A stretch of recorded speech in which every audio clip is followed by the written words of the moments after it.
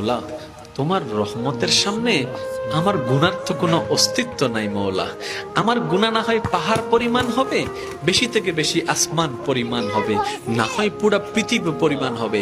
তোমার রহমত তো অগণিত, তোমার রহমত তো অসীম, তোমার রহমত তো আনলিমিটেড। এবার রব্বে করিম বলে, তাহলে ঘাবড়াস কেন, তাহলে মন ছোট করস কেন? আরে গুনাহ করেছো তো করেছো, কি হয়েছে? একবার তো তওবার মাধ্যমে আমি রবের দরবারে ফিরে আই। মওলা, ফিরে আসতে পারবো তো? দরজা কি খোলা আছে? রব্বে করিম বলে, মরণের আগ পর্যন্ত, কিয়ামতের আগ পর্যন্ত, সূর্য পশ্চিম আকাশে ওঠার আগ পর্যন্ত দরজা খোলা আছে, দরজা খোলা আছে, দরজা খোলা আছে। এবার বান্দা বলে, মওলা 24টা ঘন্টার কোন টাইমে আসলে সেই দরজা খোলা পাবো?